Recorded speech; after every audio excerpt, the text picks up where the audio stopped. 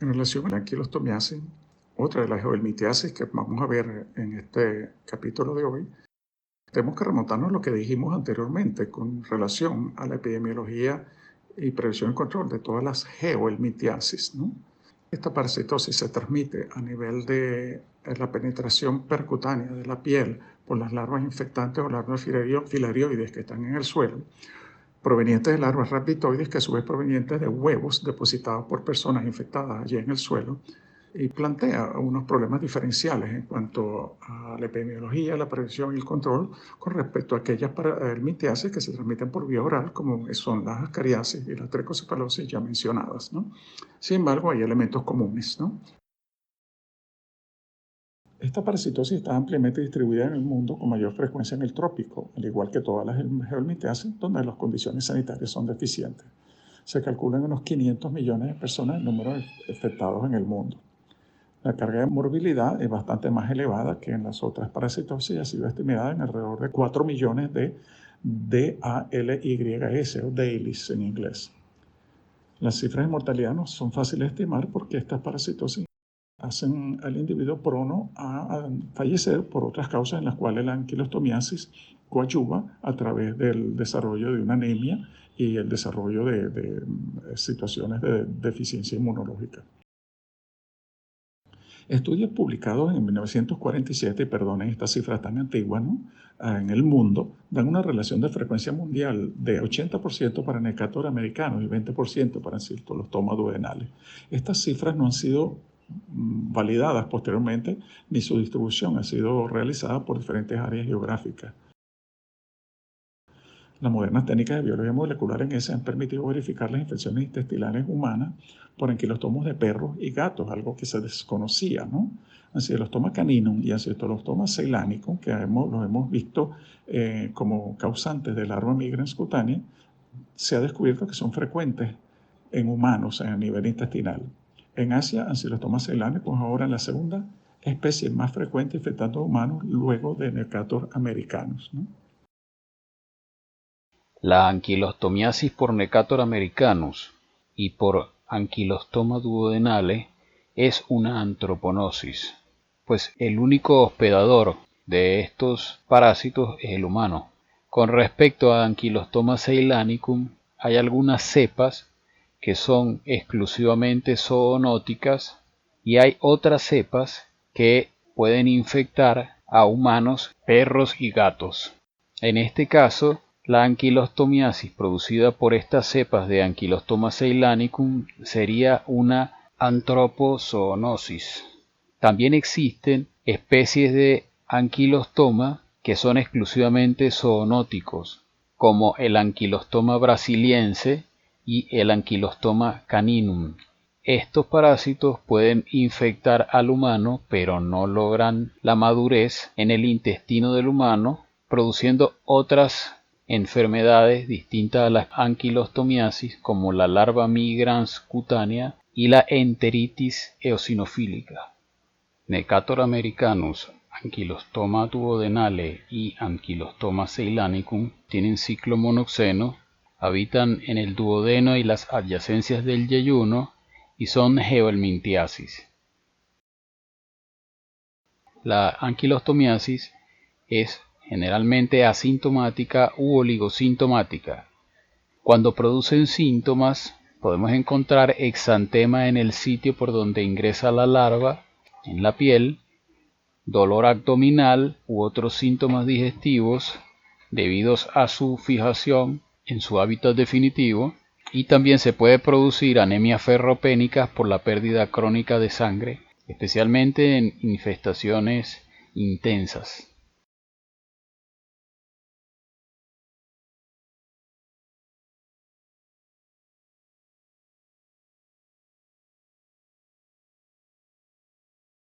Estos parásitos pertenecen a la familia Ancylostomyidae, que a su vez forma parte de la superfamilia Ancylostomatoidea, que se caracterizan por ser nemátodos de tamaño pequeño o mediano, que tienen una cápsula bucal con dientes, placas cortantes u otras formaciones cuticulares especializadas para la fijación, no tienen bulbo en su esófago Los gusanos machos tienen un testículo, dos espículas y una bolsa copuladora muy característica, y tienen ciclos monoxenos.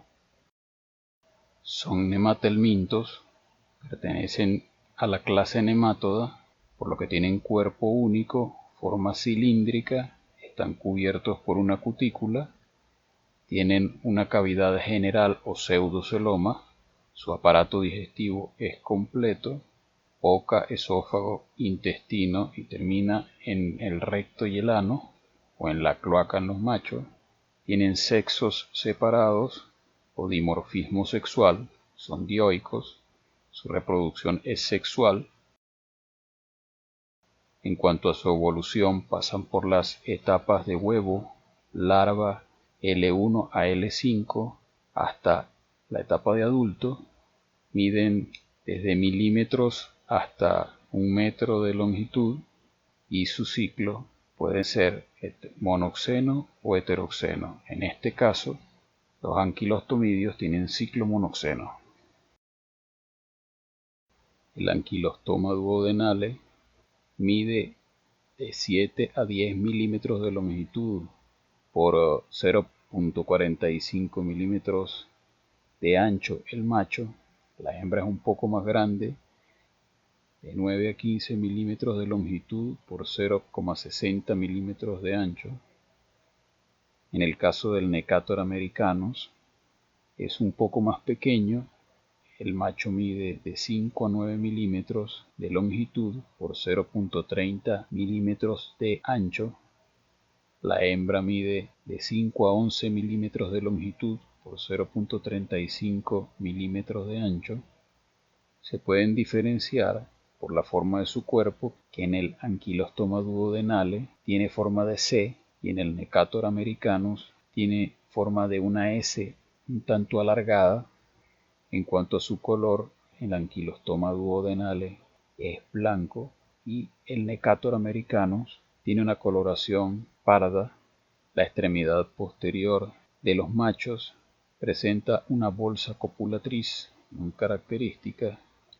En el caso de las hembras, la hembra del Anquilostoma duodenale termina en una punta gruesa y la hembra del Necator americanus termina en una punta un poco más delgada.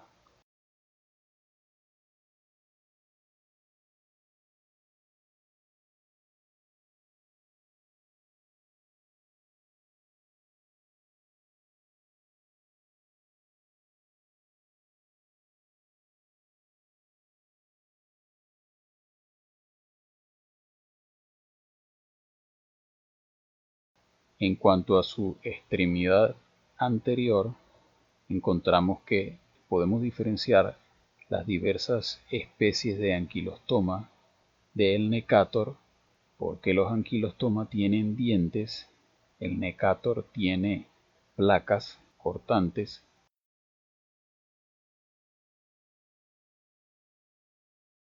En el caso del Anquilostoma duodenale tiene 2 pares de dientes, o sea, 4 dientes. El Necator americanus tiene 2 placas cortantes en su cápsula bucal. En el caso de el Anquilostoma caninum tiene 3 pares de dientes, o sea, 6 dientes. Y el Anquilostoma ceylanicum tiene un solo par de dientes, o sea, 2 dientes. El Anquilostoma brasiliense, al igual que el Anquilostoma ceylanicum, también posee un solo par de dientes.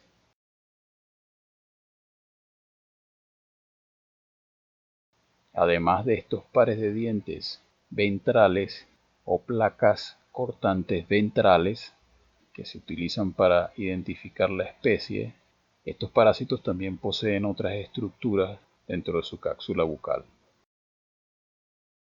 La extremidad posterior del macho termina en una estructura armada de costillas carnosas que se denomina bolsa copuladora o copulatriz, que utilizan para fijarse a la hembra durante la cópula. La bolsa copuladora es más ancha que larga en el Anquilostoma duodenale. Predomina el diámetro transversal sobre el longitudinal. Esto le da un aspecto de estar más abierta. Las costillas son más cortas. En el Necator americanus, la bolsa copuladora es más larga que ancha. Predomina el diámetro longitudinal sobre el transversal. Esto le da un aspecto de estar más cerrada. Las costillas son más largas. La hembra del género Ankylostoma termina en una punta gruesa y la hembra del género Necator termina en una punta más fina. Con respecto a los huevos de Ankylostomidios, pueden diferenciarse con pruebas de diagnóstico moleculares sus diferentes especies. Sin embargo, al microscopio óptico son indiferenciables. Por esta razón, deben ser reportados como huevos de Ankylostomidios al ser encontrados en las muestras de heces. Miden 40 por 60 micrómetros, son ovalados, transparentes, tienen una cubierta o cáscara delgada, hialina y refringente, y en su interior podemos encontrar inicialmente una masa granulosa fina que posteriormente se convierte en mórulas en división o blastómeras. Estas pueden ser 2, 4, 8 o más blastómeras. Y también se puede encontrar la larva ya formada, dependiendo de la duración del tránsito intestinal del paciente. Estos huevos pueden eclosionar y aparecer en las heces, las larvas rhabditoides fuera de los huevos, lo que puede confundir esta parasitosis con la estrongiloidiasis, en la que también se encuentran las larvas rhabditoides en la heces. Estas larvas rhabditoides, después de ser expulsadas con las heces y luego de un periodo de maduración en el medio, en la tierra, se convierten en larvas filariformes que constituyen la forma parasitaria infectante. Las larvas rhabditoides de Ankylostomidios miden de 250 a 300 micrómetros de largo por 17 micrómetros de diámetro aproximadamente. Tienen una abertura bucal que se comunica con un vestíbulo estrecho y largo de unos 10 micrómetros que sirve para diferenciarlas de las larvas rhabditoides de el Strongyloides stercoralis, que es corto, de unos 3 micrómetros. Las larvas rhabditoides poseen un esófago rhabditoide que es diferente al de las larvas filarioides. El esófago de las larvas rhabditoides tiene 3 porciones: un cuerpo cilíndrico y largo en la parte anterior, luego del vestíbulo bucal. Este se continúa con el istmo, que es estrecho, se ubica en la parte media. Luego del istmo encontramos el bulbo posterior, que es ensanchado y redondeado. Las larvas rhabditoides de Ankylostomidios también tienen un primordio genital en su porción media, que es relativamente más pequeño que el del Strongyloides stercoralis. Esto también sirve para diferenciar las larvas rhabditoides de las dos especies. Las larvas filarioides o L3 retienen la cutícula de la larva L2, lo que les sirve de vaina, y son infectantes para el hombre. El esófago de las larvas filarioides de Ankylostomidios mide 1/3 de la longitud total de la larva. Esto las diferencia de las larvas filarioides de Strongyloides stercoralis, que miden la mitad de la longitud de la larva. La cola de la larva filarioide de Ankylostomidios es puntiaguda, termina en forma de V, y esto también la diferencia de la larva filarioide del Strongyloides, que termina en una muesca, le da una forma de W a la punta de la cola.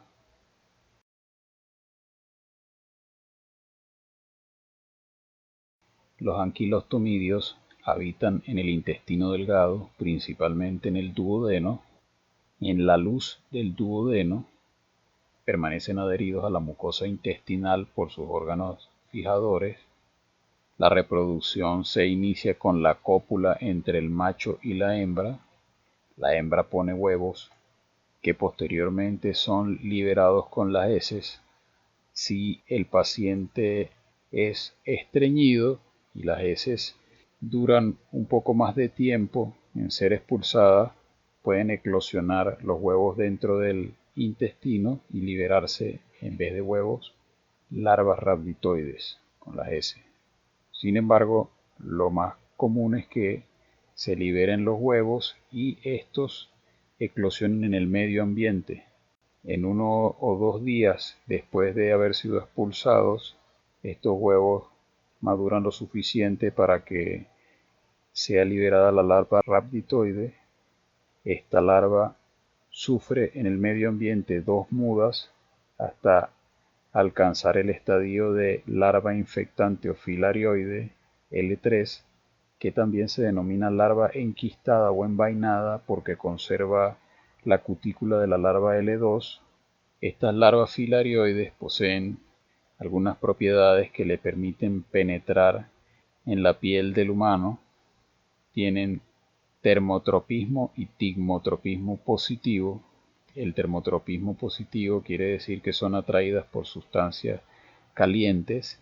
El tigmotropismo positivo quiere decir que son atraídas por sustancias sólidas, como en el caso de la piel desnuda del ser humano. Y también estas larvas poseen una tercera característica, que es el geotropismo negativo. Quiere decir que se alejan de la tierra en busca del oxígeno del aire. Esto las obliga a permanecer en la superficie del suelo, lo que facilita el contacto con el pie descalzo. Estas larvas sobreviven en condiciones naturales por algunas semanas.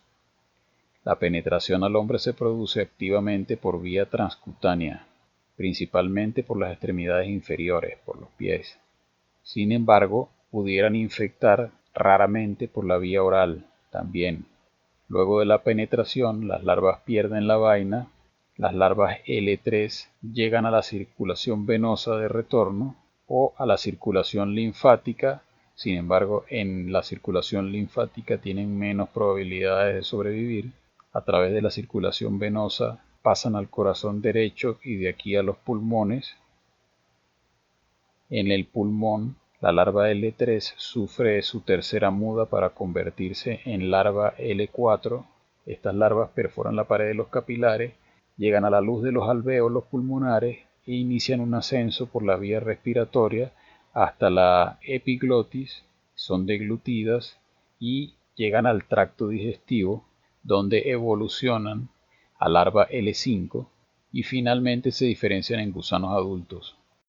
Algunas larvas de anquilostoma duodenales, después de la penetración por la piel del hospedador, pueden volverse inactivos en el músculo o en el intestino y reactivarse o generar infecciones intestinales patentes posteriormente.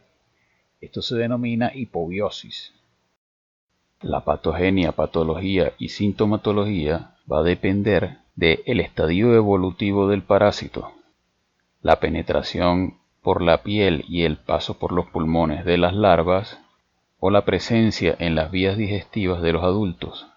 Esto va a generar signos y síntomas primarios de la enfermedad y también se pueden presentar signos y síntomas secundarios que son consecuencias fisiológicas, bioquímicas y hematológicas de la presencia de los parásitos en el hospedador. La infección va a ser leve si se encuentran en el examen de heces de 1 a 2.000 huevos por gramo de heces. Serán moderadas si se encuentran de 2.000 a 4.000 huevos por gramo de heces, e intensa si se encuentran más de 4.000 huevos por gramo de heces. La gran mayoría de los casos son infecciones leves.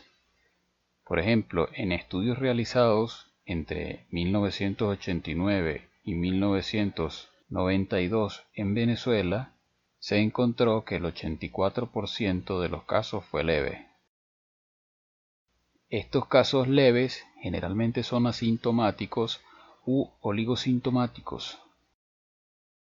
Se produce ruptura de los tejidos en el punto de penetración larvaria, lo que lleva a una inflamación y una reacción alérgica por la penetración y por las secreciones de las larvas, también por las bacterias que arrastran en su cutícula. Esto genera una dermatitis que se va a manifestar en la clínica por signos y síntomas primarios. Se va a producir una sensación punzante en el momento de penetración de la larva y posteriormente aparecerán lesiones eritematosas, edematosas y papulares o papulovesiculares en el caso de que haya infección bacteriana sobreagregada, que se van a acompañar de un prurito intenso.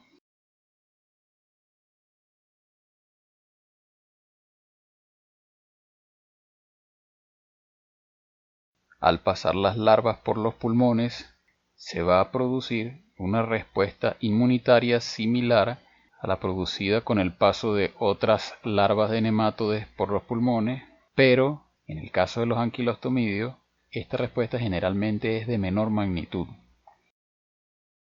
Puede producirse hemorragias petequiales, inflamación, focos necróticos, acumulación de células epitelioides y gigantocitos y exudados hemorrágicos, que pueden producir una alteración de la función respiratoria y generar una neumonitis aguda difusa, que se va a manifestar en la clínica por la aparición de fiebre, tos, eosinofilia, lo que constituye el síndrome de Loeffler, que puede estar acompañada de crisis asmatiforme, crepitantes, roncus y decaimiento.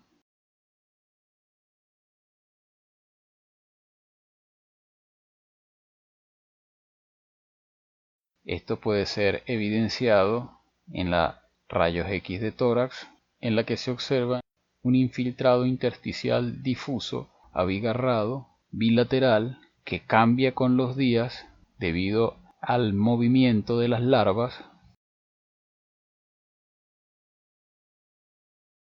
Dada la similitud del cuadro al presentado con otras larvas de nematodes, puede ser difícil establecer el agente etiológico. Sin embargo, el estudio del esputo puede revelar la presencia de larvas con las que se puede identificar el parásito que está produciendo el cuadro.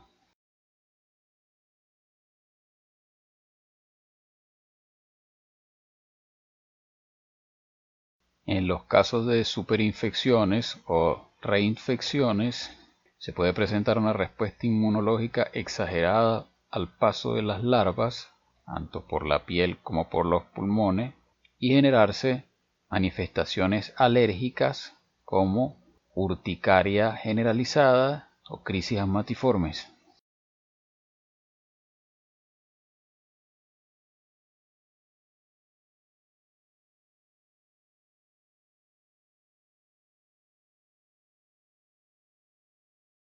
Con respecto a las manifestaciones producidas por la permanencia de los parásitos en las vías digestivas, encontramos que se van a producir alteraciones en el sitio de fijación del parásito, que generalmente son insignificantes desde el punto de vista macroscópico, aunque al microscopio se revela una reacción inflamatoria sangrante.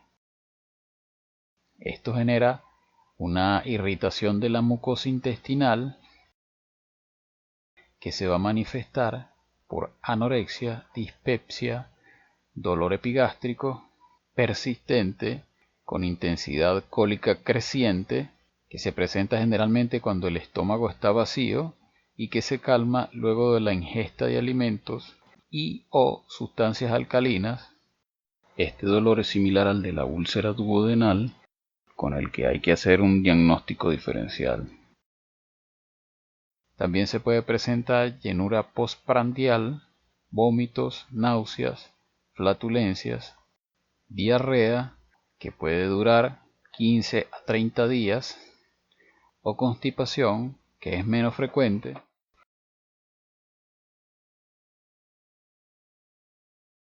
En un menor porcentaje de los casos se puede presentar una infección moderada o intensa que va a ser francamente sintomática, encontrándose los mismos signos y síntomas que se presentan en la infección leve, pero intensificados y acompañados de signos y síntomas secundarios debido a las consecuencias fisiológicas, bioquímicas y hematológicas de la infección.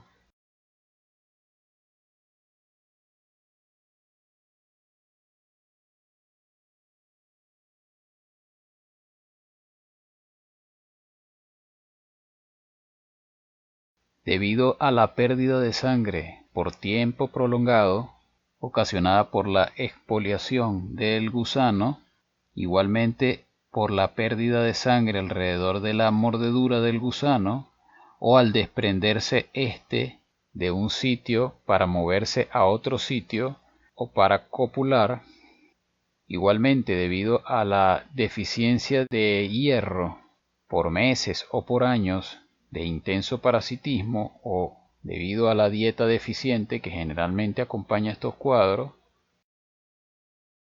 se produce una anemia crónica que es característica de la anquilostomiasis de tipo ferropénica, quiere decir que va a ser microcítica e hipocrómica, que puede estar acompañada por hipoproteinemia e hipoalbuminemia, que se va a manifestar clínicamente en forma de edemas que pueden llegar incluso a la anasarca, debilidad general, disnea, mareos, lipotimias, cefaleas, palpitaciones, taquicardia, dilatación cardíaca, distensión venosa, soplos en el periodo de llenado rápido del ventrículo, alteraciones electrocardiográficas, principalmente de la fase de repolarización en los casos de anemia grave. También pueden aparecer trastornos como cabello seco, piel amarillenta, seca y áspera, y también se pueden presentar reacciones alérgicas como urticaria, manchas de la piel, prurito. Pueden aparecer alteraciones del comportamiento como la geofagia o trastornos mentales en la anemia grave y patologías obstétricas, entre ellas el aborto. Y en niños principalmente se presentan trastornos nutricionales del desarrollo y cognitivos que se manifiestan por la pérdida de peso, retraso en el crecimiento, retraso en la aparición de la pubertad o déficit cognitivos en el área de la memoria, el razonamiento y el coeficiente intelectual que pueden afectar su desempeño escolar.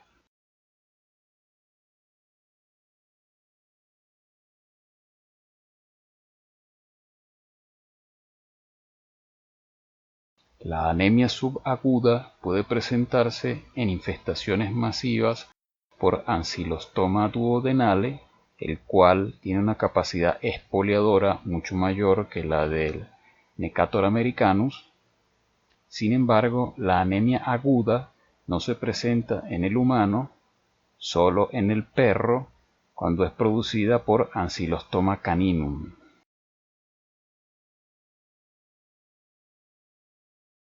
Para hacer el diagnóstico clínico epidemiológico es necesario investigar antecedentes como la procedencia rural, uso de calzado inadecuado, malos hábitos alimentarios, condiciones socioeconómicas desfavorables En cuanto a los métodos de demostración directa del parásito, el método de laboratorio de referencia para el diagnóstico es el Kato-Cats, puesto que permite la visualización de los huevos y la estimación de la carga parasitaria. También los métodos de flotación como el de Willis pueden mejorar la capacidad diagnóstica en infecciones leves o cuando el sobreaclaramiento de los huevos en el método de Kato-Cats no permite su identificación. El método de Stoll también permite determinar el número de huevos por gramo de S, o sea, la carga parasitaria y la intensidad de la infestación parasitaria. Con el método directo se pueden observar los huevos e identificarlos, pero no se puede contabilizarlos de manera exacta, por lo tanto no se puede estimar la carga parasitaria.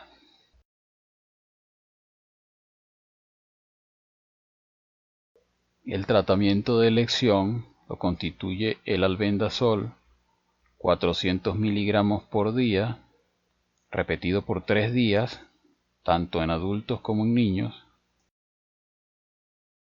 También se puede administrar mebendazol a la dosis de 100 miligramos cada 12 horas por 3 días, tanto en adultos como en niños. Una alternativa sería el pamoato de pirantel o pamoato de oxantel, o ambos combinados a la dosis de 10 miligramos por kilogramo de peso hasta un máximo de 1 gramo por 3 días.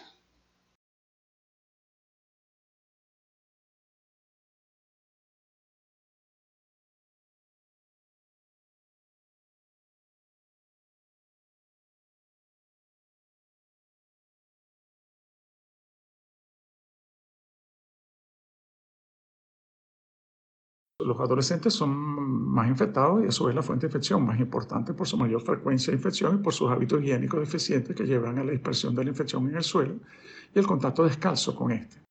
Por ello, los esfuerzos de control deben privilegiarlos, así como aquellos individuos que albergan altas cargas parasitarias o acumuladores de parásitos, o las casas donde particularmente pronas a la infección.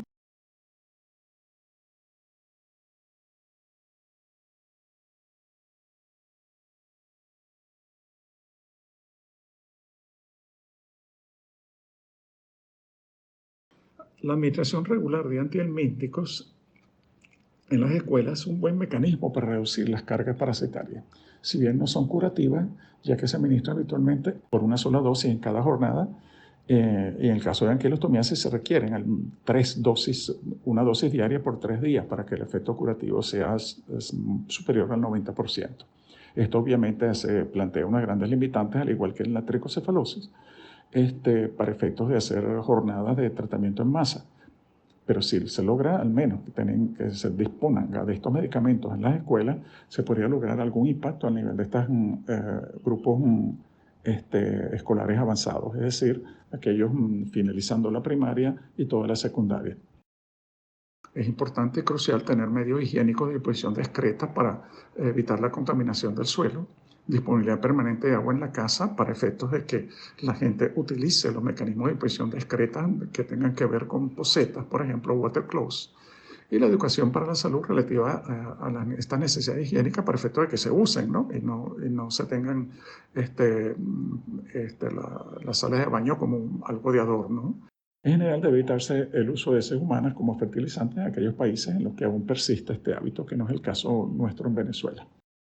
El elemento crucial, sin embargo, en relación a anquilostomiasis es evitar el contacto descalzo con tierra mediante el uso de calzado. Y esta es tal vez la medida que ha reducido dramáticamente la prevalencia de esta parasitosis en países en desarrollo, porque el uso de calzado impide el contacto con el suelo y a su vez la penetración de la larva que se hace habitualmente a través de los pies, ¿no? De la piel de los pies.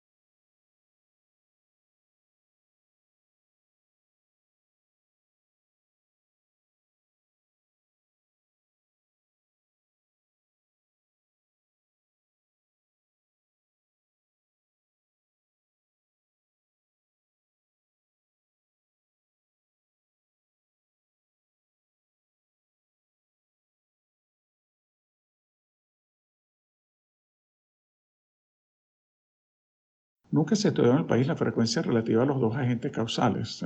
Es un tema pendiente, ¿no? En el caso de Venezuela no existió una distribución particular de la anquilostomiasis relativa a la geografía nacional.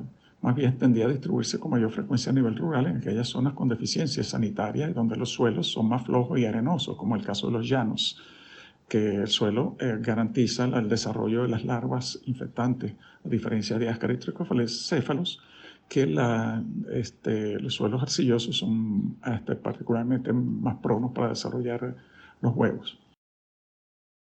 Para el periodo 47-60, la antigua Dirección de Malariología y Saneamiento Vegetal registraba a nivel nacional una cifra de prevalencia en comunidades rurales de menos de 5.000 habitantes de un 50%, utilizando ese método Stoll, que es un método de dilución, pero permitía cuantificar las cargas parasitarias. Era tan importante esta parasitosis por sus efectos anemizantes, que se creó la división de anquilostomiasis y otras helminthiasis para ejecutar estrategias específicas como construcción masiva de letrinas, administración masiva de medicamentos. En ese momento, medicamentos no altamente eficientes, como era la combinación de piperacina con tetracloroetileno, medicamentos que ya no se usan, por lo menos el tetracloroetileno no se utiliza actualmente. La construcción de viviendas rurales y planes de desarrollo conjunto con otras instancias del Estado para incluir compuestos de hierro en ciertos alimentos y la creación de los comedores escolares para efectos de mejorar la nutrición de los niños anémicos. Para 1989-92, las cifras publicadas para 100 municipalidades rurales de Venezuela fueron de 5.5%, utilizando el método de CATS, con frecuencia máxima de 40% en algunas comunidades llaneras del estado Apure. El estudio coporológico realizado por Fundacredesa, Fundación para el Estudio del Crecimiento y el Desarrollo de la Población Nacional en la región centro-norte costera, reveló unas cifras de anquilostomiasis de 0.3% en la población urbana. Recordemos que este estudio no incluyó la población rural, que es donde con más frecuencia se ve la anquilostomiasis.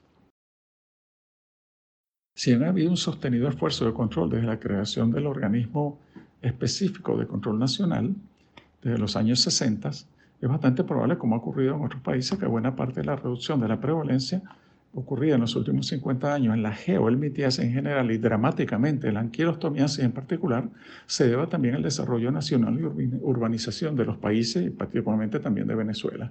Ello ha llevado a una mayor cobertura de servicios y mayor valor cultural de los aspectos higiénicos, entre ellos el uso de calzado en la vida de los pobladores, en los que intervienen mecanismos no directos como la mayor escolaridad y el mayor impacto de los medios de comunicación. La ruralidad de esta parasitosis demuestra en las cifras de mayor prevalencia en estudios puntuales en algunas comunidades rurales del estado Carabobo, con cifras cercanas al 10%, en comunidades indígenas del Amazonas con cifras del 72% y en los guaraos del delta del Orinoco como el 5%.